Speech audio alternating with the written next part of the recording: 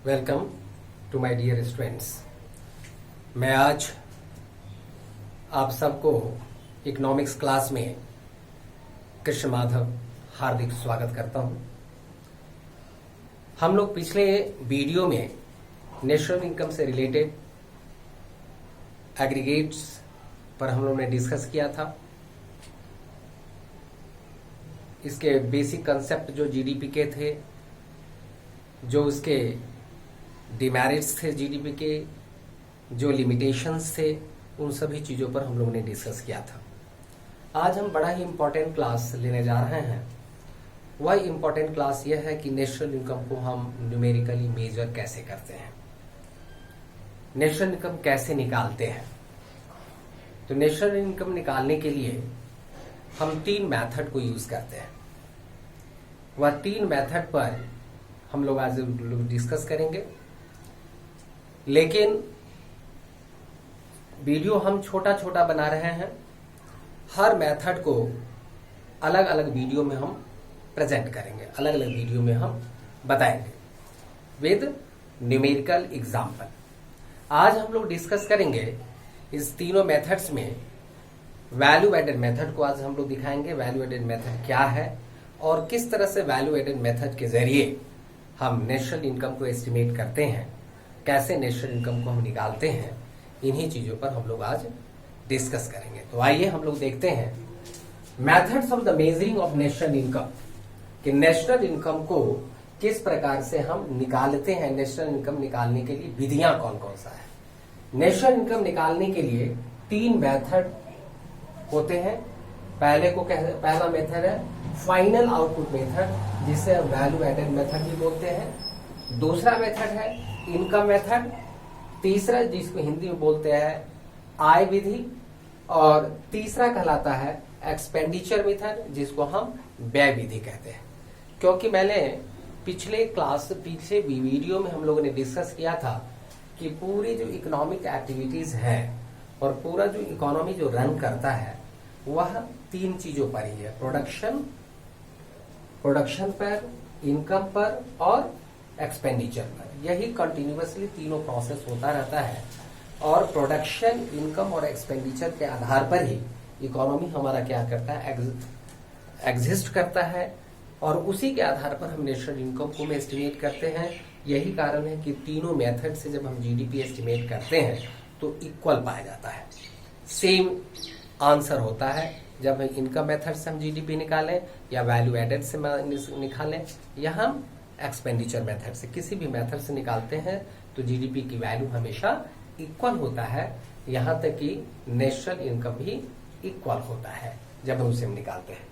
आज हम लोग तीनों मेथड में से एक एक मेथड को हम लोग डिस्कस करेंगे। तो आज हम सबसे पहले हम डिस्कस कर रहे हैं फाइनल आउटपुट मेथड, जिसको हम दूसरे रूप में वैल्यू एडेड मेथड कहते हैं। हमने पहले कहा था, पहले वीडियो में हम लोग ने डिस्कस किया था कि जीडीपी क्या होता है। हमने कहा था कि GDP is the total monetary value of all final goods and services produced under the domestic territory. हमने ये कहा था आपको कि पूरे डोमेस्टिक टेरिटरी में जितने भी गुड्स एंड सर्विसेज प्रोड्यूस होता है उसका जो मनी वैल्यू है वही जीडीपी एमपी कहलाता है। अर्थात उस डोमेस्टिक टेरिटरी में जितने भी गुड्स एंड सर्विसेज प्रोड्यूस होते हैं तो उसकी जितनी volume of goods and services है उसके per unit of goods and services का जो प्राइस होता है उसे मल्टीप्लाई करके हम जीडीपी निकालते हैं। तो ये हमने फाइनल आउटपुट मेथड के रूप में इसको हम कंसीडर करते हैं। तो जब भी हम फाइनल आउटपुट मेथड में जितने भी फाइनल गुड्स एंड सर्विसेज एक डोमेस्टिक टेरिटरी में होता है उस गुड्स एंड सर्विसेज को संबंधित पर यूनिट प्राइस जो होता है उसे मल्टीप्लाई करके जो टोटल अमाउंट बनता है वो जीडीपी एमपी बन जाता है। तो इस तरह से फाइनल आउटपुट मेथड होता है। कई बार फाइनल आउटपुट में डबल काउंटिंग होने की पॉसिबिलिटीज बन जाती है, इसलिए क्या किया जाता है, वैल्यू एडेड मेथड को एक प्योर मेथड माना जाता है। उस मेथड के जरिए हम जीडीपी एमपी को एस्टिमेट करते हैं। यहां पर वैल्यू एडेड क्या होता है, वैल्यू एडेड होता है it is a difference between value of output and intermediate consumption.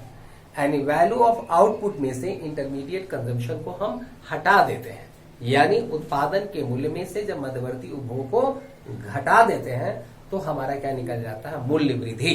अर्थात क्या निकल जाता है, मूल्य वृद्धि, यानी value added. So value added is the difference between the value of output and intermediate consumption. अब प्रश्न ये उठता है, जैसे हमने कहा कि वैल्यू ऑफ आउटपुट इज हमने कहा कि वैल्यू एडेड जब भी निकालेंगे तो value of output minus intermediate consumption. प्रश्न यह उठता है कि वैल्यू ऑफ आउटपुट होता क्या है। तो वैल्यू ऑफ आउटपुट है टोटल, जो हमारे पूरी डोमेस्टिक टेरिटरी में टोटल जितने गुड्स एंड सर्विसेज प्रोड्यूस होते हैं, इसमें केवल फाइनल गुड्स एंड सर्विसेज की बात नहीं की जा रही है, टोटल गुड्स एंड सर्विसेज जो प्रोड्यूस होता है उसमें भले ही इंटरमीडिएट गुड्स ही क्यों ना हो, है ना। तो total final goods and services and total intermediate goods and services जो पूरे डोमेस्टिक टेरिटरी के अंदर प्रोड्यूस होता है, उसी के मनी वैल्यू को हम क्या बोलते हैं, टोटल वैल्यू ऑफ आउटपुट बोलते हैं। क्या बोलते हैं उसको हम, टोटल वैल्यू ऑफ आउटपुट।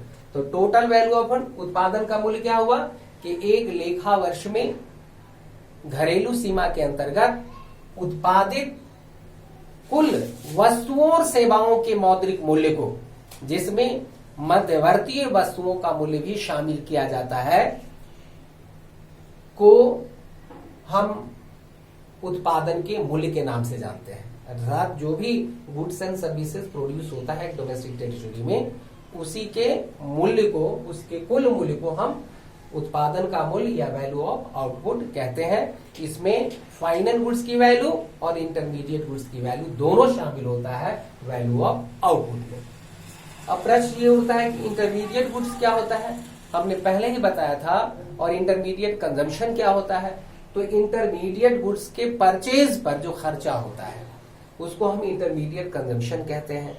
अर्थात किसी फाइनल गुड्स को बनाने में जिन चीजों का यूज किया जाता है उस पर जो एक्सपेंडिचर किया जाता है, वह एक्सपेंडिचर हमारा इंटरमीडिएट गुड्स का इंटरमीडिएट कंजम्पशन कहलाता है। अर्थात दूसरे शब्दों में हम ये भी कह सकते हैं कि जो भी नॉन फैक्टर इनपुट्स पर खर्चा होता है, नॉन फैक्टर, दो तरह से फैक्टर इनपुट्स है, फैक्टर इनपुट्स और non factor inputs. Factor inputs में लैंड, लेबर, कैपिटल, इंटरवेन्यूज होते हैं, और नॉन फैक्टर इनपुट्स में जितने भी रॉ मटेरियल्स होते हैं, कच्चा माल होता है, वाटर सप्लाई होता है, इलेक्ट्रिसिटी, ये जितनी भी चीजें हैं, ये सब के सब को नॉन फैक्टर इनपुट्स में हम रखते हैं। तो नॉन फैक्टर इनपुट्स पर जो खर्च होता है किसी भी वस्तु को बनाने में, उसी को हम क्या बोलते हैं, इंटरमीडिएट कंजम्पशन बोलते हैं। इसलिए वैल्यू एडेड बराबर होता है value of output minus intermediate consumption. तो जब कभी भी हमें gross value added at market price निकालना होता है, तो उस गिवन ईयर में, उस अकाउंटिंग ईयर में टोटल जितना वैल्यू ऑफ आउटपुट होता है उसमें से हम इंटरमीडिएट कंजम्पशन को घटा देते हैं, तो हमारा gross value added at market price निकल जाता है। कई बार क्या होता है, वैल्यू ऑफ आउटपुट गिवन नहीं होता है, जब हम न्यूमेरिकल से सॉल्व करते हैं उस कंडीशन में हम क्या, दो चीजें होगा, या सेल्स गिवन होता है और चेंज इन स्टॉक। तो जो भी डाटाज में गिवन हो, जो भी डाटाज में गिवन आइटम्स होता है, जैसे सेल्स गिवन होगा और चेंज इन स्टॉक गिवन होगा, तो इस दोनों को प्लस कर दीजिएगा तो वैल्यू ऑफ आउटपुट निकल जाएगा। अर्थात sales plus change in stock is equal to value of output. कई बार ऐसा भी होता है कि केवल अगर सेल्स है तब तो सेल्स लिखते हैं, कई बार क्या लिखते हैं, डोमेस्टिक सेल लिखा रहेगा, डोमेस्टिक सेल लगेगा। जब डोमेस्टिक सेल लिखा हुआ हो तो उसमें एक्सपोर्ट को प्लस कर देंगे। सिंपल सेल्स लिखा हुआ है तो उसमें एक्सपोर्ट को प्लस करने की आवश्यकता नहीं है।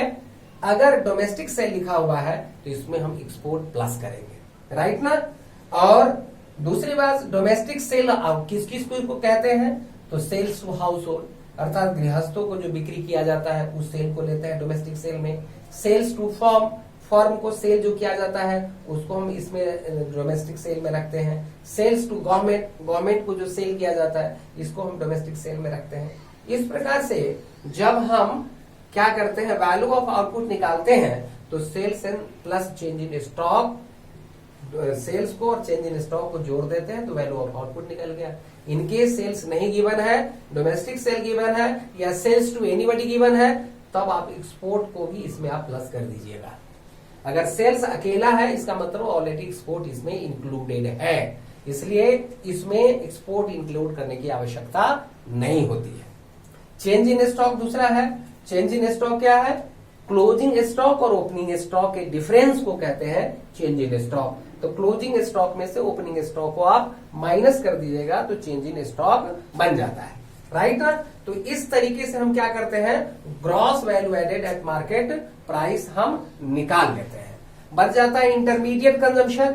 अगर इंटरमीडिएट कंजम्पशन दिया हुआ है या इंटरमीडिएट परचेज गिवन है तो आपको इसमें इंपोर्ट जोड़ने की आवश्यकता नहीं होगी। अगर दिया हुआ है purchase of raw material from domestic territory या परचेज फ्रॉम एनी पर्सन दिया हुआ है, उस कंडीशन में इंपोर्ट ऑफ रॉ मटेरियल भी हम प्लस करेंगे।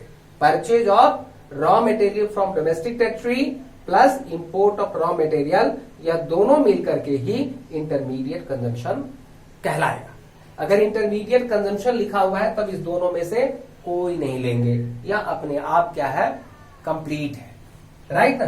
तो इस तरह से सबसे पहला स्टेप हम क्या करते हैं जब नेशनल इनकम निकालते हैं तो जीबीए एमपी निकालते हैं। वो कैसे? वैल्यू ऑफ आउटपुट में से इंटरमीडिएट कंजम्पशन निकालते हैं। फिर हम क्या करते हैं, एनवीए एमपी निकाल लीजिए। कैसे निकालेंगे? जीबीए एमपी में से, चूंकि नेट की तरफ जाते हैं ग्रॉस नेट में, इसमें आप डेप्रिसिएशन माइनस कर दीजिए, ठीक, घिसावट पे माइनस कर दीजिए। जब ये निकल गया तो आप क्या करेंगे, इसमें से एनवीए एफसी निकालिए। वो कैसे निकालेंगे? एनवीए एमपी में से नेट इनडायरेक्ट टैक्स को माइनस कर दीजिए। जब ये निकल गया तो आप एनएनपीएफसी, जिसको हम बोलते हैं नेशनल इनकम, क्या बोलते हैं, नेशनल इनकम, इसको निकालने के लिए आपको जो एनवीएफसी, इसी को एनडीपीएफसी भी बोलते हैं, एनवीएफसी कम टोटल, इसी को हम एनडीपीएफसी भी बोलते हैं, डोमेस्टिक इनकम, राइट। इसमें एनएफआईए, एनएफआईए, इसको आप जोड़ दीजिए। इस तरीके से आपका क्या निकल जाएगा, नेशनल इनकम। एनएनपीएफसी को ही हम नेशनल इनकम कहते हैं। इसी स्टेप से हम क्या करते हैं, वैल्यू ऑफ आउटपुट मेथड से हम नेशनल इनकम को हम निकालते हैं ग्रॉस वैल्यू एडेड के जरिए। कई बार क्या होता है, आपको ग्रॉस वैल्यू एडेड में दिया रहेगा, प्राइमरी सेक्टर दिया रहेगा, सेकेंडरी सेक्टर दिया रहेगा, टर्सरी सेक्टर दिया रहेगा। तो प्राइमरी सेक्टर का वैल्यू ऑफ आउटपुट निकालिए, सेकेंडरी सेक्टर का वैल्यू ऑफ आउटपुट निकालिए, टर्सरी सेक्टर का वैल्यू ऑफ आउटपुट निकालिए, तीनों सेक्टर का वैल्यू ऑफ आउटपुट निकाल करके जोड़ दीजिए। इसी तरह से प्राइमरी सेक्टर का इंटरमीडिएट कंजम्पशन निकालिए, सेकेंडरी सेक्टर का इंटरमीडिएट कंजम्पशन निकालिए, टर्सरी सेक्टर का इंटरमीडिएट कंजम्पशन निकालिए और तीनों को प्लस कर दीजिए। तो value of output of primary sector plus secondary sector plus tertiary sector minus intermediate consumption of primary sector plus secondary sector plus secondary sector plus tertiary sector, अर्थात primary, secondary और tertiary sector का intermediate जोड़ करके इसका intermediate consumption जो होगा निकाल करके वैल्यू ऑफ आउटपुट में से माइनस कर दीजिए। तो ये आपका बन जाएगा gross value added at market price. यही आपका जीडीपी एमपी बन जाएगा। क्या बन जाएगा? GDP MP. और तब हम क्या करेंगे, इसको हम एनडीपी एफसी निकाल लेते हैं। कैसे निकालेंगे? जीडीपी एमपी में से पहले डेप्रिसिएशन माइनस कीजिए, फिर एनआईटी माइनस कर दीजिए, तो आपका ये क्या निकल जाएगा, डोमेस्टिक इनकम निकल जाएगा। और नेशनल इनकम निकालने के लिए एनएनपीएफसी जब भी निकालिएगा, एनडीपीएफसी में हम एनएफआईए को प्लस कर देंगे, राइट। अर्थात net factor income from abroad, विदेशों से अधिशुल्क साधन आय को जब घरेलू आय में जोड़ दिया जाता है तो ये राष्ट्रीय आय निकल जाता है। इस तरीके से हम लोगों ने वैल्यू एडेड मेथड के जरिए नेशनल इनकम को हम लोगों ने निकाला। अब इस पर एक न्यूमेरिकल आपको मैं बता दूं, एक न्यूमेरिकल के जरिए हम इसको सॉल्व कर देते हैं। आपको बड़ी क्लियर कंसेप्ट हो जाएगा, फिर आपको दिक्कत बिल्कुल नहीं होगी। बड़े आसानी से इस जो नेशनल इनकम का जो न्यूमेरिकल्स है वो इजीली आप सॉल्व कर लीजिएगा, अगर हम सारे कॉन्सेप्ट पर अगर आप ध्यान देते हैं। देखिए इसमें निकालता है calculate NVA, calculate NVA, MP, NVA FC निकालना है, राइट। सब्सिडी गिवन है जिसको आर्थिक सहायता करते हैं 40 रुपीज इन क्रोर्स में गिवन है, क्रोर। सेल्स गिवन है, राइट, सेल्स गिवन है 800 रुपीज क्रोर। डेप्रिसिएशन गिवन है 30, एक्सपोर्ट गिवन है 100, क्लोजिंग स्टॉक गिवन है 20, ओपनिंग स्टॉक गिवन है 50, इंटरमीडिएट परचेज गिवन है, इंटरमीडिएट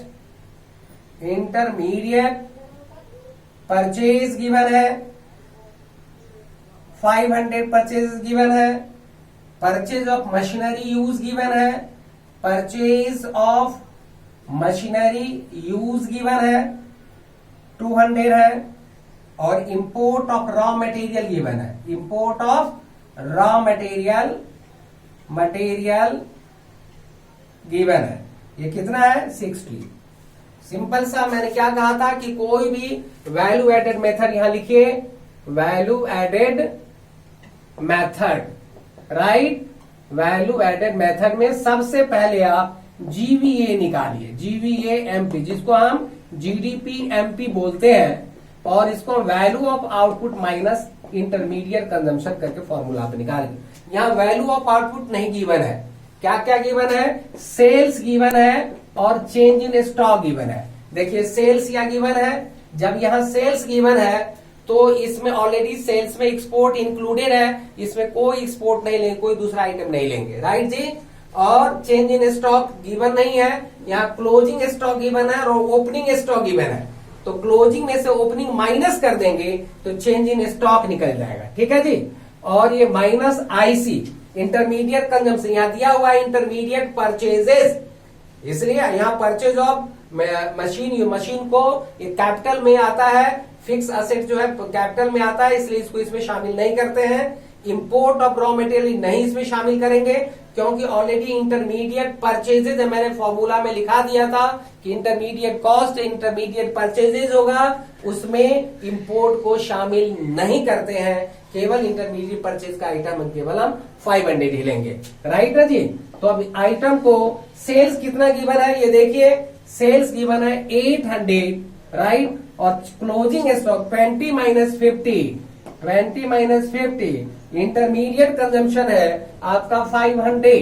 अब देखिए 800 प्लस माइनस 50 में से 20 जाएगा, माइनस 30 होगा, माइनस 500 होगा। अब 800 में से 530 को माइनस कर दीजिए, राइट, 0 3 530, 800 माइनस 530, 0 10 में से 3 के साथ में 270, ये 270 आपका जीवीए एमपी निकल गया। अब आपको निकालना है क्या चीज, एनएनपीएफसी नहीं, निकालना है एनवीएएफसी। तो जितना आपका जीवीए एमपी निकला,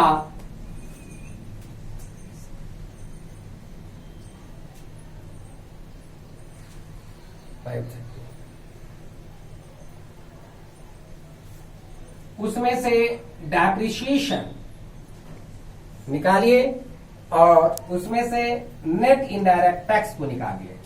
ये 270 गिवन है, डेप्रिसिएशन आपको गिवन है कितना 30, और एनआईटी गिवन है, चूंकि आईटी नहीं गिवन है, इनडायरेक्ट टैक्स नहीं गिवन है, सब्सिडी केवल गिवन है, तो 0 माइनस 40 कर दीजिए, बच गया 270 माइनस 30 माइनस और प्लस 40 में से 270 और प्लस 10 बराबर 280 रुपीज करोड़। ये आंसर हो गया एनवीएएफसी।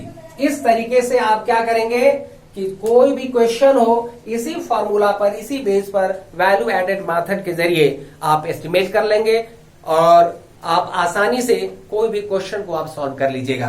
तो आज मैं वैल्यू एडेड मेथड के जरिए एक क्वेश्चन आपके सामने रखा और उसको मैंने सॉल्यूशन किया, और इसी तरीके से आप अपने घर पर क्वेश्चन को सॉल्यूशन करेंगे। आपको जो प्रॉब्लम होगा उस प्रॉब्लम को कमेंट बॉक्स में रखिएगा, ताकि हम नेक्स्ट में आपके इस क्वेश्चन को मैं सॉल्व करके आपको दूंगा। इन्हीं शब्दों के साथ आज मैं इस क्लास को यहीं पर खत्म करता हूं, यहीं पर समाप्त करता हूं, और मैं आशा करता हूं कि आप वीडियो को अच्छी तरह देख करके इससे सीखने का प्रयास करेंगे, अपने दोस्तों को भी ये चीज देंगे, और ये दोस्त भी आपसे काफी इससे फायदे ग्रहण करेंगे, उन्हें भी फायदा होगा। क्योंकि नेशनल इनकम सबके लिए बड़ा डिफिकल्ट पड़ता है, लेकिन जब हम आपको बताना शुरू करेंगे, सॉल्यूशन देना शुरू करेंगे, तो बहुत आपके लिए इजी हो जाएगा। मुझे उम्मीद है कि इससे आप सबको बहुत बहुत फायदा मिलेगा। इन्हीं शब्दों के साथ मैं अपना क्लास यहीं पर विराम देता हूं। आप सबको बहुत बहुत धन्यवाद। Thank you for watching the video.